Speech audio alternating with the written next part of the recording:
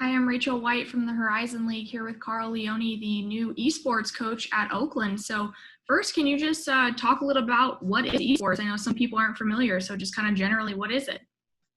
Mhm. So esports is competitive video gaming. It's been around for about 15 years, but it's really blown up in the last 7 years. And now that it started with people just playing video games competitively, but now there's really a whole industry surrounding it. So seven-figure salaries for players, multi-million dollar prize pool for players. It's really become an amazing spectacle, and I think maybe the sport of the future, if you will. And how did you get involved in coaching esports? So I come from the collegiate esports background. I played League of Legends at Robert Morris University for 4 years, and then after I graduated, I coached the Aquinas League of Legends team, and now I'm here at Oakland University. I'm very happy to start their inaugural program in 2020. But just it all came from just my passion for gaming in general and specifically for League of Legends. And I was actually recruited on scholarship to play at Robert Morris, so they kind of picked me out of my situation. That's awesome. And you kind of mentioned it, but esports seems like it's really taken off in popularity over the last couple of years. What do you think it is that's really brought in so much of a bigger audience recently?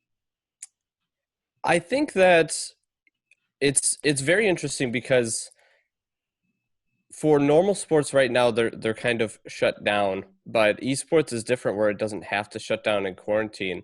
But outside of that, this is a whole niche area that we're reaching, people that normally don't have a sport that they're interested in. Some do, some don't. But when I talk to people who are insanely interested in esports, they're very passionate about it. They're maybe not so interested in traditional sports. So this is a market that those traditional sports just haven't tapped into yet, and they're still interested in competition. It's just their own different way of viewing it, their own competition.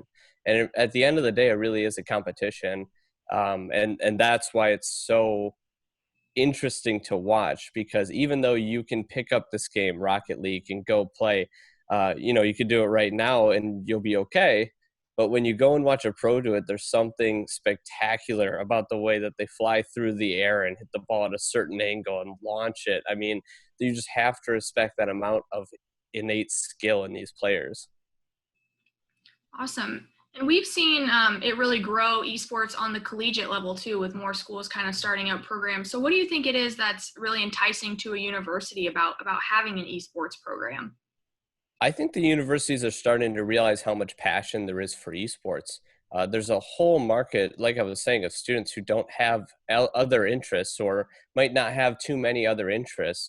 And the statistics show that students that have a club or an organization on campus that they belong to perform better in school, drop out less often. And I mean, as I was mentioning, you just have higher GPAs on average. So for a school, it's a no-brainer to start an esports program. It's very cost-effective strategy to make sure that students have something that they're incredibly passionate about that they can sink time into and then be better off for it when they graduate. That's great. And now we're putting on an esports event with some of our student athletes, and the game that they'll be playing is Rocket League. Can you just kind of talk a little bit about what that game is and why it's become so popular?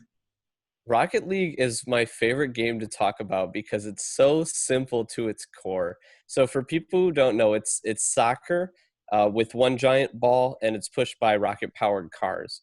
And so, and it's just about that simple. But the nice part about it is, as simple as it is to pick up as a fan and watch or play as a casual player, the physics engine in the game is so complicated that it takes thousands of hours to get to this high level of gameplay that you'll be watching here.